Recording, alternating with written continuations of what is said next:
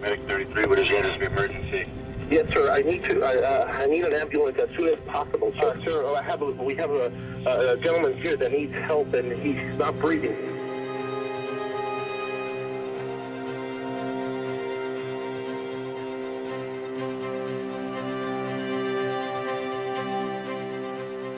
You're talking about Michael Jackson here.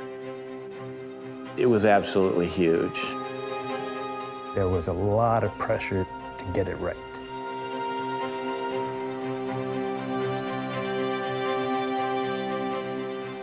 This isn't a man who should have died.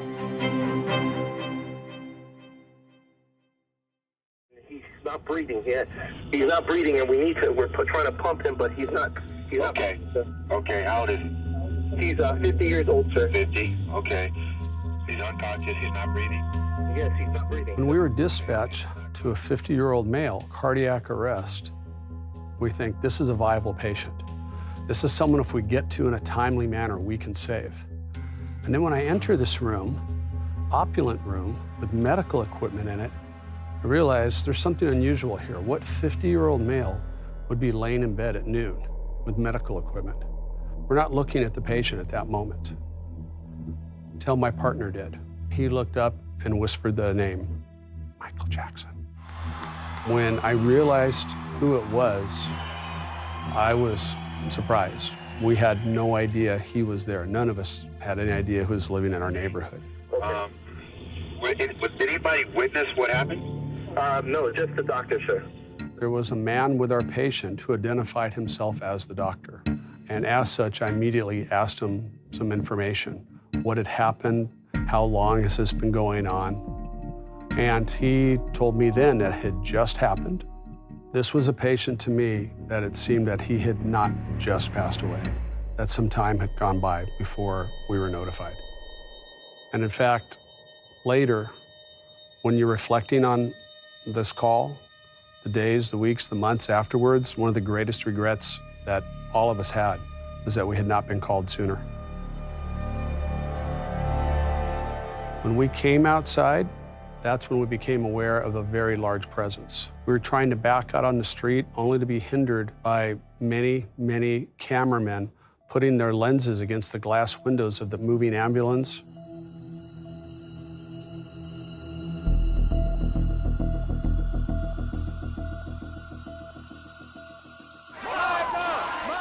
People seem to forget or don't realize about this investigation. It was a death investigation.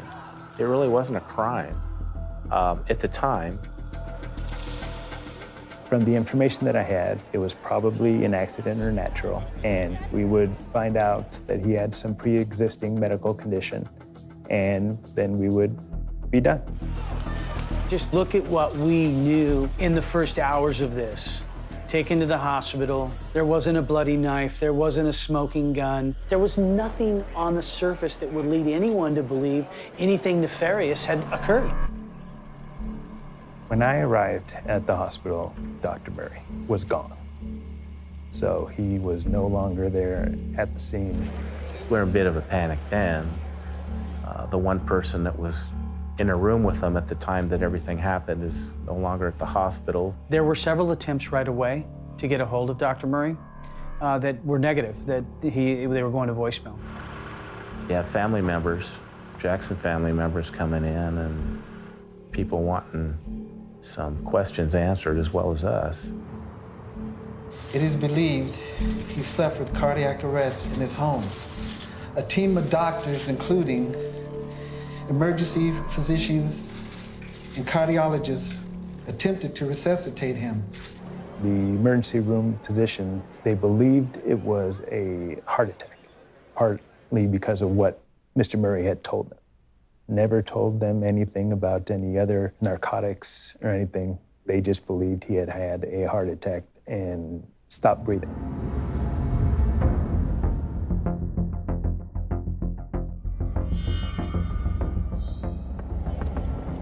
So here we are at the Carroll Wood House.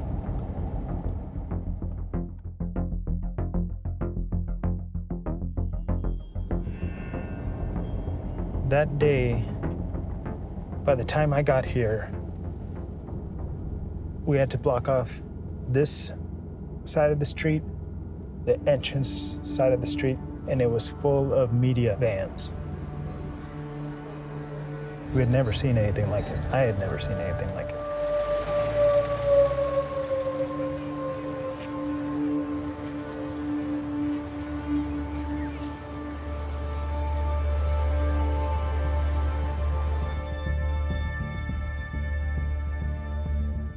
There was the room where Dr. Murray treated Mr. Jackson. And then there was a locked room, which was Mr. Jackson's bedroom. There's a fireplace in the room and it was roaring. So the room was very, very hot. There were like Post-it note or pieces of paper taped all over the room, on mirrors, on doors, with little slogans or phrases. I don't know if they were lyrics or thoughts, or some of them seemed like poems.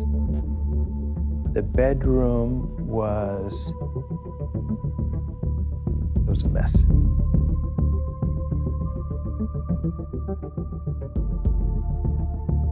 In the room where he was being treated, it did not seem like a room fit for any type of medical treatment. Not even like a home makeshift medical suite. It was just bare bones. I just remember going in there and there's an IV stand and a saline bag and just various medications strewn about. There was a computer on the bed. There was a lifelike doll on the bed. And it's kind of like advertisements of pictures with babies. Everybody knew about the allegations that had been leveled against Mr. Jackson over the years. One of the things when I saw the laptop on the bed, do I go into it? But you have to realize the type of case I was investigating. When you get, hold of an investigation, you have to kind of whittle out what is and what isn't.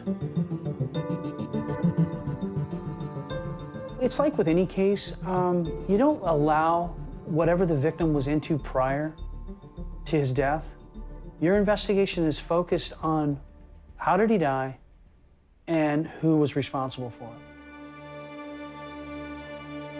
In the room where he was being treated, a bottle of propofol had fallen on the ground and rolled under this moving nightstand. I didn't know what it did. That ended up being a huge deal later. I had no medical background whatsoever. My neighbor was a doctor. So I went to my neighbor and I asked him about it. And my neighbor was the one who got it started of, whoa, what is this doing here? This is only used in surgeries. This is used to put people under.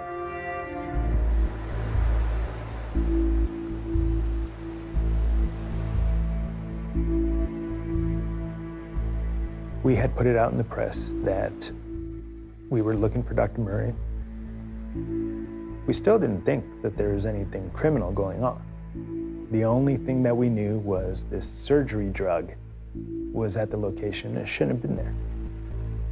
The next day, get a call. His attorney has been in contact. He consents to an interview. So our plan was to let him talk.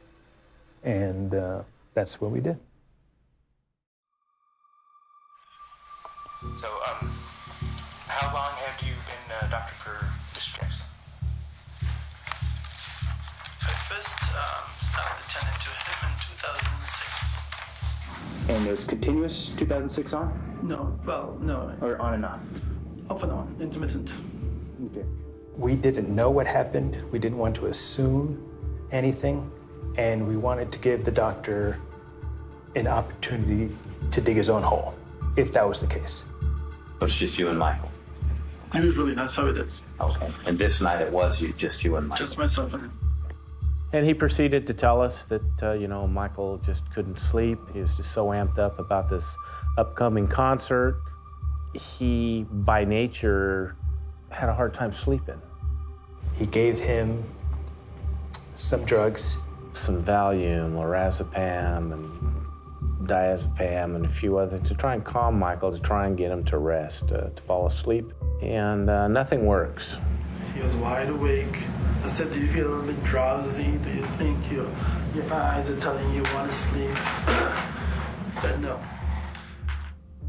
Dr. Murray says, after trying all these various things, nothing was working. And it's in the early morning hours of the next day. And so finally, I just gave Michael his milk. And that time he said, I'd like to have some milk. Milk? Hot, cold milk? What are we talking about? He says, oh, well, it's a medication. Does the medication have a name? He says, well, it's propofol. And this was, again, a big revelation during this interview that propofol is mentioned. And what is this propofol? It is a sedative that could also be used for anesthesia. He freely admits that for months he's been using this to help Mr. Jackson sleep. Okay, you've administered it more than 10 times? Yes. More than 20 times? 30 days a month, roughly, every day. Oh, so it's about a daily? Daily. In my head, I was thinking, what the heck? To drug someone to sleep, even with their permission, the way that he did. I didn't think it was legal. I monitored. I sat there and watched him for long enough period that I felt comfortable. He gave him propofol and then goes to the bathroom, comes back. Mr. Jackson's not breathing. So I started immediately to perform CPR and mouth-to-mouth resuscitation. He goes into a panic. He tries CPR while Michael's on the bed. He summons Alberto Alvarez, the head of security, and ultimately Alberto Alvarez is the one that calls 911.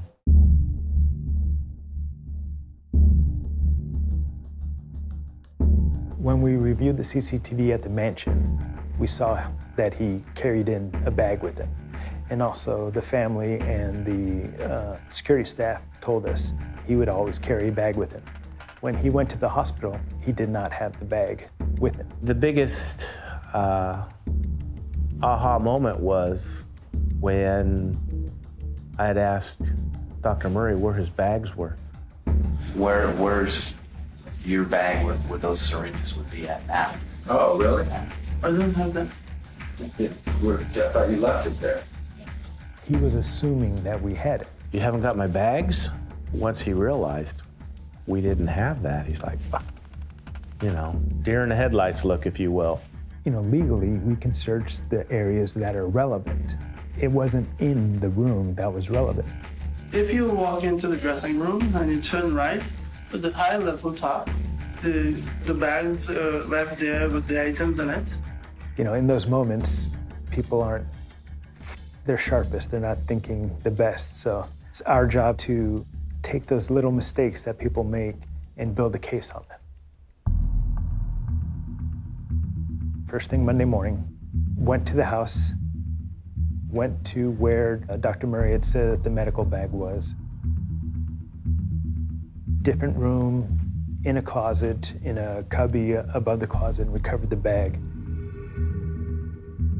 We recovered a treasure trove of evidence from Murray's doctor's bag. I think that's an interesting thing. This one piece will make 52 layers. Watch on mobile devices or the big screen. All for free. No subscription required. We found a bunch of more medicines that he had used, like propofol and lidocaine. One of the other things that we found was all the waste, all the trash, the needles, the empty bottles. the stuff that when we went into the room should have been laying around. So we knew that sometime during this medical emergency, Dr. Murray had stopped either giving CPR or had waited to give CPR and cleaned up everything. So we're thinking, what could be the reasons for that? Within 48 hours, it appeared that it was a suspicious death in the sense that there was something more than just an overdose. If your goal is to preserve the life of the person that you're giving CPR to, why would you pause that to pick up trash unless you're trying to hide something? If he wouldn't have told us where it was, or if he would have taken it with it, we wouldn't have had it, we would have lost that element of the hiding, the trying to cover up. We were now looking at Murray. He was behind the death.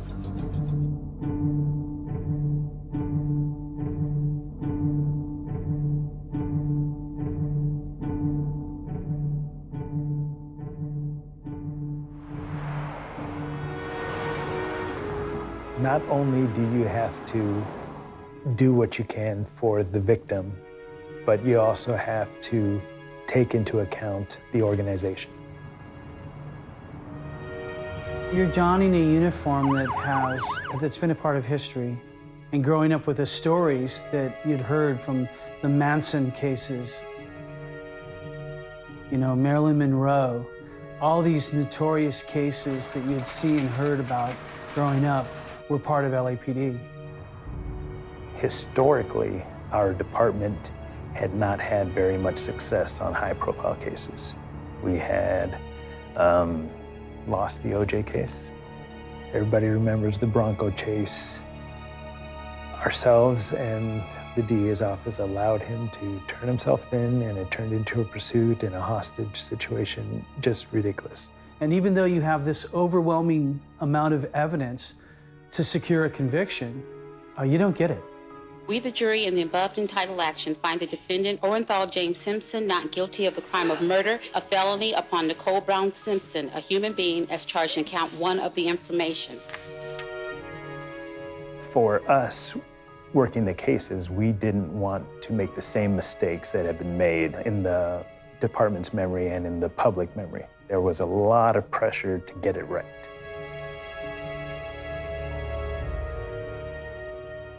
Me personally, I thought that it was going to be horrible. The public scrutiny, the second guessing. This is kind of like when the generation when Kennedy was assassinated. I now will remember that I was in Times Square, you know, when I found out that Michael Jackson passed away. There was a lot more pressure, if you will. There was a lot of eyes on us, obviously, to get the job done. It was daunting at times.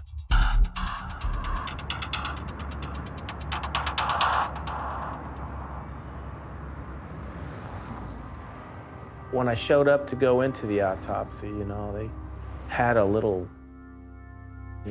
cover over the window, and they're looking to make sure it's just me and no one else is around, and they open the door and they usher me in right away and close the door and lock it. And I'm like, oh my gosh, you know, we're in a controlled environment. This is your office. This is a coroner's office. So what's the problem? Everything had been cleared out of there. I remember it being close to 5 hours long. It was extraordinarily long. The thing that was odd that I found myself periodically looking at was, you know, his head, his scalp. Because whenever he's out in public, he's wearing a wig.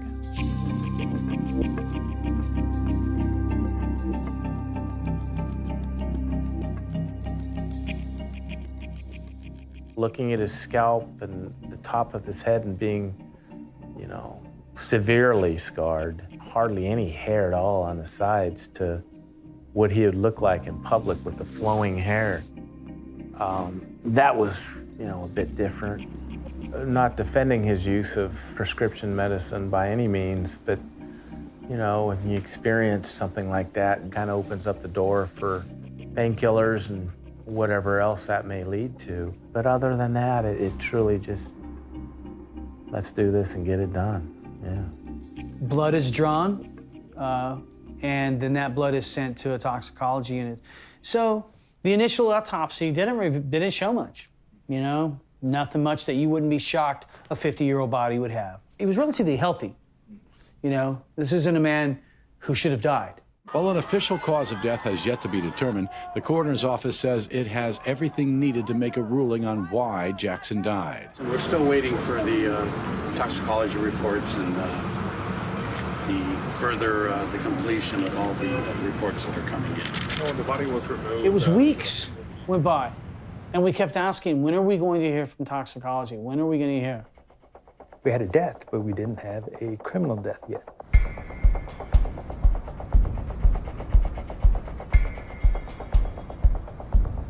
It's official. Michael Jackson's death was a homicide.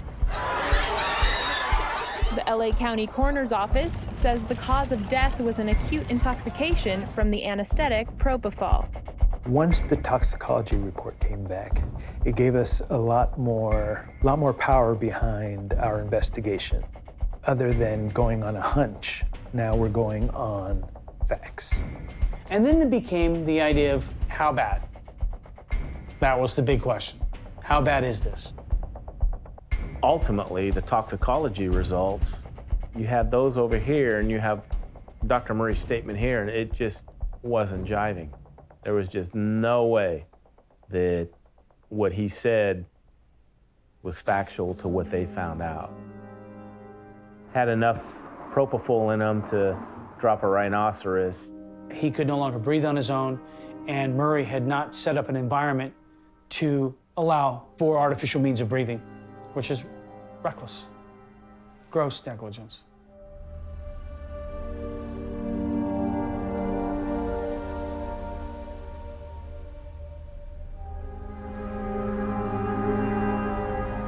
This is a bottle that people pee into when they're bedridden. This was found at the bedside and it was full. He used the restroom without having to get out of bed. What it made us think was that he was completely incapacitated, that someone was caring for him to that extent. Seeing things like this, I realized that he wasn't being helped to fall asleep.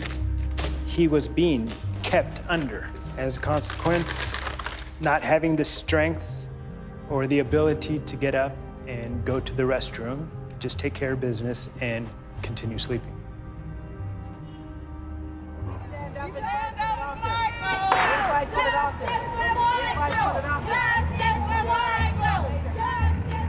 What we did is we took our case, and this included all of our interviews, all of our statements, and most significantly, the toxicology reports and the autopsy reports. We had 11 physicians in, I think, 5 or 6 different specialties review this material, and were asked to render an opinion. As I was looking for doctors to evaluate the level of care, I came across Dr. Schaefer. He was instrumental in developing propofol. I demonstrated that in statement after statement after statement in Conrad Murray's interview, what he said made no sense. It was not possible. He just asserted things that were not true. You would need a continuous drip of the propofol and not a shot, not an injection, like Dr. Murray had said he had used. It wears off really quickly. So what I'm simulating right here is the dose that Conrad Murray claims was available to Michael Jackson and that the defense claimed resulted in Michael Jackson's death, a dose of just 25 milligrams, 2.5 cc's of drug, which is ridiculous. It only lasts for a few seconds, and this was the whole point of the mathematics that I presented, and the heart, of course, keeps pumping. So we know that there was a 100 cc vial hanging over Michael Jackson. Knowing it was empty, we can see exactly how over a period of about 30 to 40 minutes, it enters into a dose that would be associated with a lethal concentration of drug in a patient who wasn't being looked after because they're really under pretty deep general anesthesia at that point in time. And this corresponds to having an empty 100 ml vial hanging over Michael Jackson's head. And I thought, oh my God, this is it. This is the smoking gun. This is actually the bottle of propofol that killed Michael Jackson.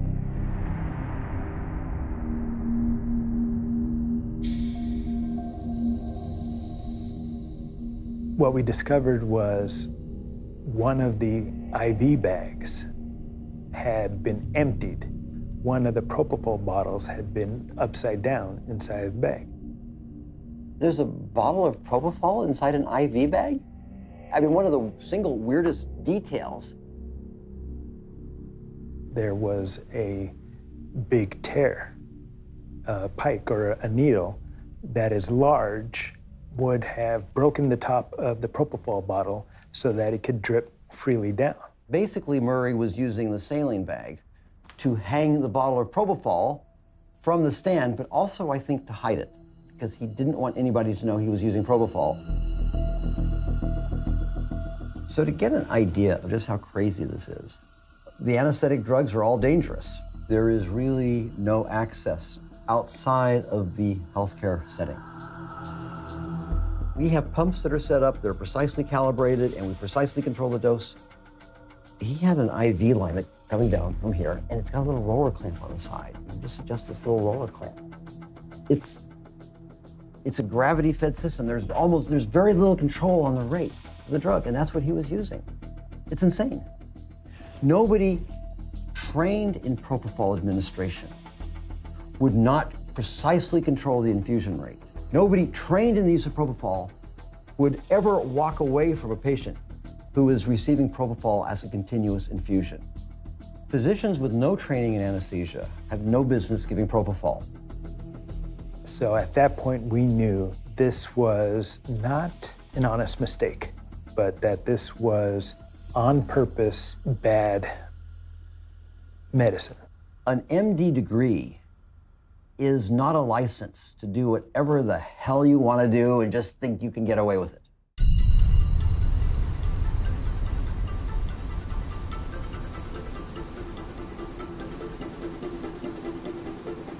One of the challenges in the investigation was the uncooperative witnesses. One of those was Dr. Murray's girlfriend.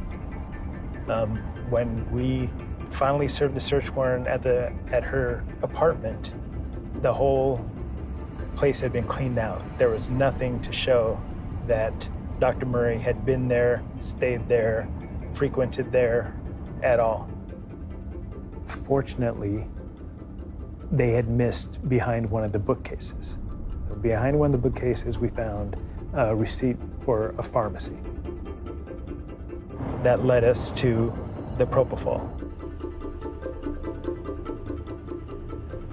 These items here are what we found at Nicole Alvarez's house. So it brings me back to remembering how difficult things were when dealing with her. This business card and this receipt were the only things in his name at her place. This led us to the pharmacy. When we arrived at the pharmacy had all the records ready. They had been following the news and they knew that the police would be there eventually. And as you go through, you can see all the amounts. One case of the 100 milliliter bottles, one case of the 20 milliliter bottles. In June, 4 cases of the 100 milliliter bottles. All of the amounts, it's over 5 gallons worth of propofol. A massive amount of propofol, was shipped to his girlfriend's house. We found that there was other doctors that Michael had reached out to in hopes of being administered propofol, and he was turned down. That relationship was a perfect storm. Michael first got introduced to propofol through a dental procedure, and he liked it. He felt like, wow, this is the best way to go to sleep. That was his drug of choice, and he was looking for doctors that would administer that, you know, as wrong as it was.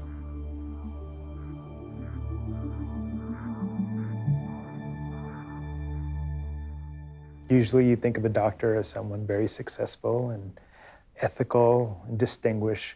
Why they would risk a patient's life for anything?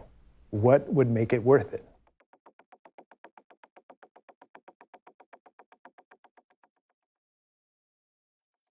We've done search warrants out in Las Vegas at his residence, as well as his place of business in Las Vegas, and then his office out in Houston, Texas. We get into finances, we get into business dealings, and his relationships. We executed a search warrant at the Armstrong Medical Clinic this morning with members from the DEA and the Houston Police Department, and we are from LAPD Robbery Homicide Division. He had several children. We would learn several of them by several different wives. He would go out to places of adult entertainment and spend outrageous amounts of money. He would put on a show and not be able to support it financially. He would leverage his closeness to a celebrity to manipulate young women into relationships with him.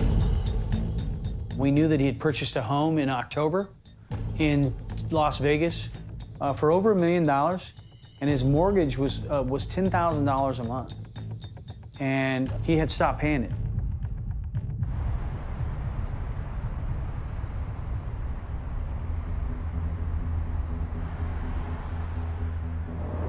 He had censures from different states where he practiced medicine.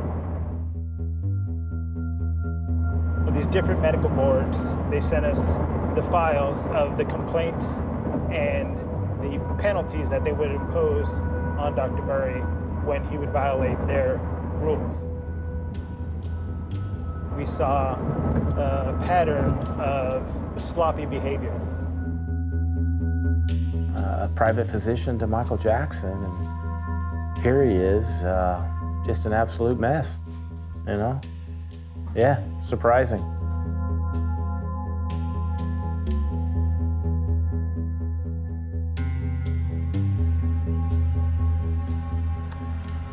This is what I recovered from his car, from the doctor's car.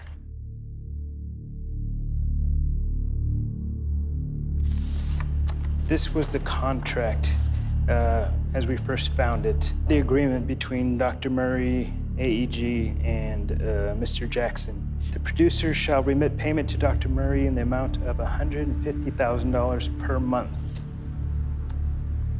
So this is where the money came into it.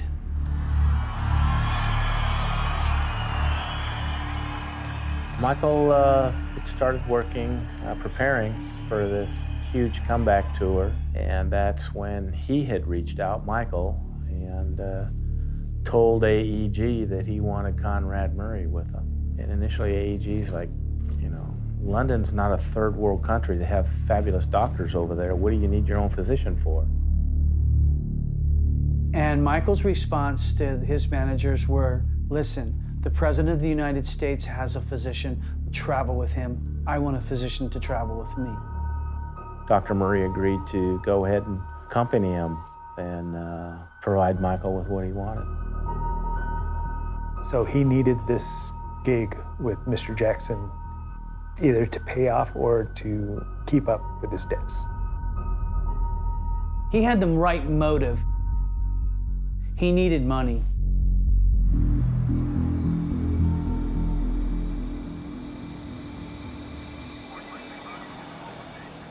Ultimately, the decision was made to charge Dr. Murray with involuntary manslaughter as opposed to second-degree murder.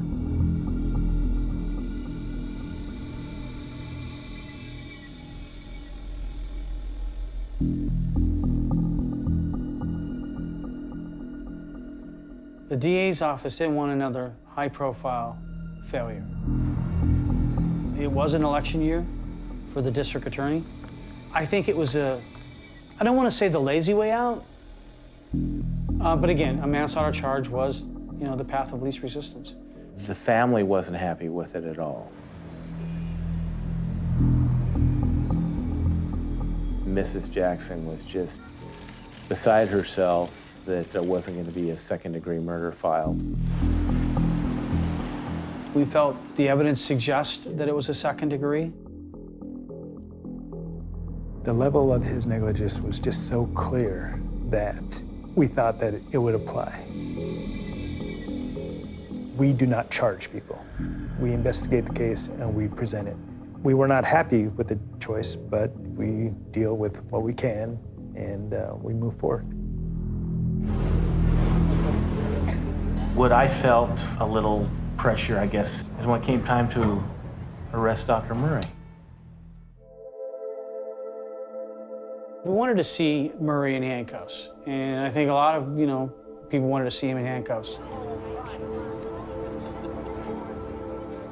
His attorneys didn't want Dr. Murray to be seen in handcuffs in public, because that's not good for his image, and neither is killing somebody, but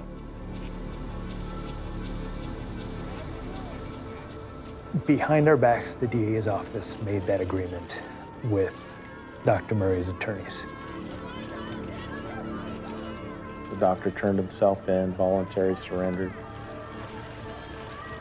You know, I'm of the opinion that regardless of who you are or what walk of life you come from, if you've done wrong, then you need to answer for that.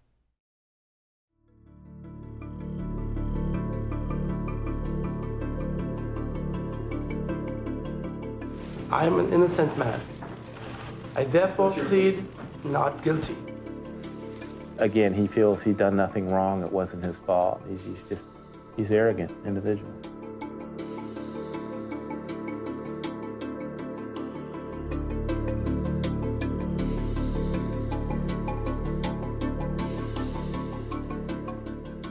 Conrad Murray figuratively and literally abandoned Michael Jackson. We looked at Murray's phone records. That was a big, huge piece. We could see Murray on his phone at certain times. He left this vulnerable man filled with Valium and midazolam and lorazepam and propofol with no medical monitoring equipment, no necessary resuscitative equipment. He left him there, abandoned him to fend for himself. So as far as stepping away for a minute and going to the bathroom and coming back and, oh my gosh, Michael's dead, no. He was sending emails, reviewing a contract, and he was also on the telephone with various people. While he was on the phone, he realized that Mr. Jackson was not breathing. I heard mumbling of voices. It sounded like the phone was maybe in his pocket or something. It was shh, and I heard coughing. We looked at the timelines of when the 911 call was, I think, around 20 to 25 minutes after that call with Sade ending. Mr. Murray started cleaning up the mess that he had left, covering up the medical treatment that he was giving, put that away, called for help from security,